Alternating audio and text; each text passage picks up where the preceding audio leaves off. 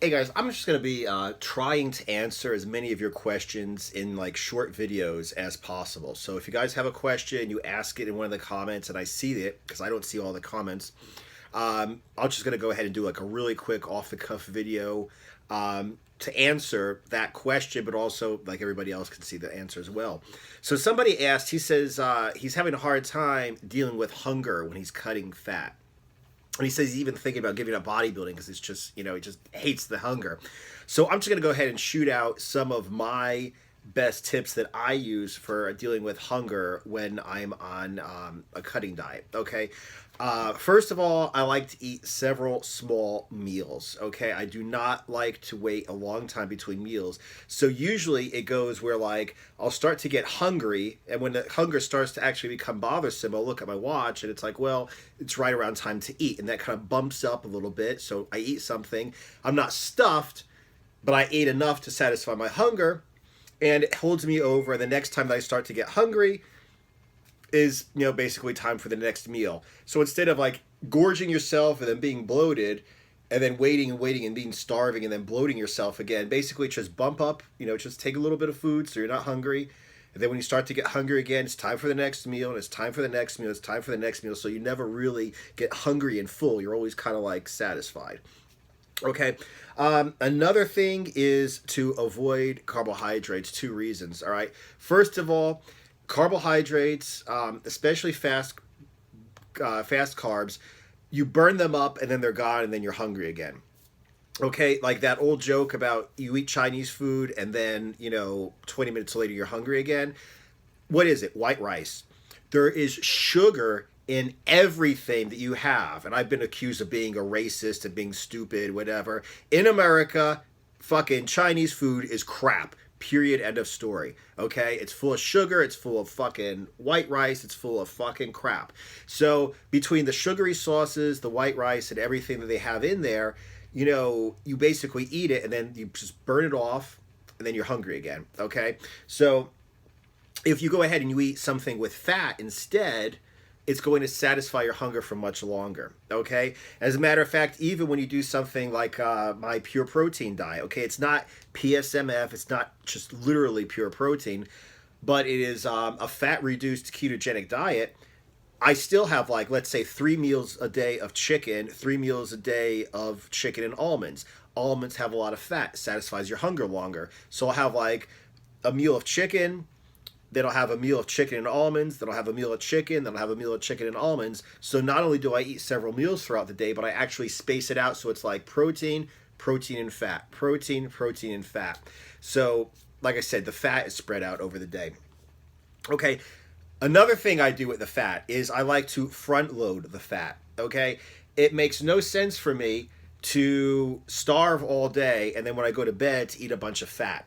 Okay, it makes a lot more sense to me to wake up and one of my first meals after I have either right before or right after I work out, let's say I'm doing the pure protein diet, maybe a high fat meal. If I, for whatever reason, increase the amount of fat and the amount of calories that I take during the day, like I'm transitioning out of the pure protein diet, I'll have a high fat meal. I've done 4 whole eggs scrambled with a cup of egg whites. Sometimes I'll do like a big fatty hamburger, some hamburger patty, okay? Something like that. First thing in the morning, that satisfies my hunger, fills me up with the fat, and then for the rest of the day, my hunger is not going to be as extreme because I've front-loaded my fat, okay? Okay, drinking enough water, obviously. Taking in enough fiber, obviously, okay? Those are important just for health reasons. Those are important because they both help you clear out your system, prevent bloating, so you can, look thinner anyway. That's very important for a cut. But the thing is, like, let's say I posted this on my Instagram stories, like sauerkraut. When I was on the pure protein diet, I would just eat sauerkraut. It is, it's a fermented food. It's natural. It's high fiber. It's low carb, low calorie. It's basically like eating nothing, but it does fill you up a little bit. Okay, so you have something in your stomach, and that also helps me. That also helps me deal with hunger. Okay, problem that people are going to have with what I'm going to say now, I'm just going to say it anyway, is I understand the concept of using like diet soda. Okay, it is not the healthiest thing in the world, but we're not talking about health right now. We're talking about, losing weight, And if you're very obese, losing weight may be the very first thing, most important thing you can do for your health. Okay, just to lose weight. So, if somebody's very obese, I tell them, like, listen, I know you're not going to be able to fucking quit drinking soda and Slurpees from right now until tomorrow, but starting today, just drink diet soda, and that saves them hundreds of calories, and that helps them lose weight much more quickly, even though it's not the healthiest thing in the world. Because I know if I tell them to quit drinking soda right away, they're not going to, and they're just going to keep eating the crap they've been eating. So, if you are on a cut and you do need a sip of soda every once in a while, just like a sip of diet soda, maybe a little bit in the bottom of a cup, just to kind of go ahead and satisfy your hunger, that also helps. Okay, but yeah, like I said, those are my best tips, and for dealing with hunger when you're on a cut. And another couple things I might want to say is, check out my low carb cutting and bulking program. That's where I have my my pure protein diet, which I think is the best cutting diet there is. Okay. And the reason is it works really well in terms of losing weight. It works really well in terms of preserving, sometimes even building muscle. But the thing is, it also, like, it's you're in it for the long haul. Okay, so one of the things that I teach in that on that diet is basically, instead of cheat days, instead of carb cycling, I teach fat cycling. That means you might have a meal or even an entire day or even an entire weekend, because you transition into this on the weekend, where you eat higher fat, okay, and possibly higher calories. Now, it's not a cheat day. You don't just eat a bunch of crap, okay, and you don't eat a bunch of carbs. So it means you don't swell up.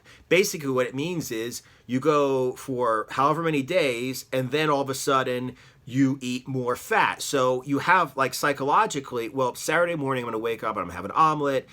I'm going to have a big hamburger for lunch. I'm going to make some fake nachos, which I make with like pork rinds and cheese. Or, you're going to make some taco salad without taco chips in it. You're going to make, fake lasagna without any pasta in it, stuff like that.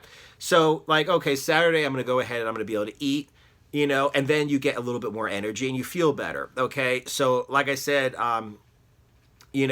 don't starve yourself on a diet. It makes a lot more sense to find a diet you can stick to. Even an aggressive diet like the pure protein diet, my pure protein diet has more fat in it and higher calories than the protein sparing modified fasting diet. Okay. And, like I said, you also do what I call, fat cycling. So you will have days where it's like, okay, I just have to last another 3 days, another 2 days, another 1 day, and then I'm going to be able to have like a fat refeed. Okay. So definitely, I'm not a big fan of cheat days, and I'm not a big fan of carb refeeds, but having something that you can look forward to on the weekend, like a fat refeed, okay, is something that's certainly going to be able to keep you going all week with your hunger, but you're not going to destroy all the work you've done and gain 12 pounds in a day, which I have done doing carb refeeds. Even when I perfectly calculate exactly how many grams of carbs and total calories and fat and protein I'm supposed to take in, I still have gained 12 pounds in a day doing that, okay? So anyway, I hope this helps. Those are just some of my best tips for dealing with hunger while you're on a cut.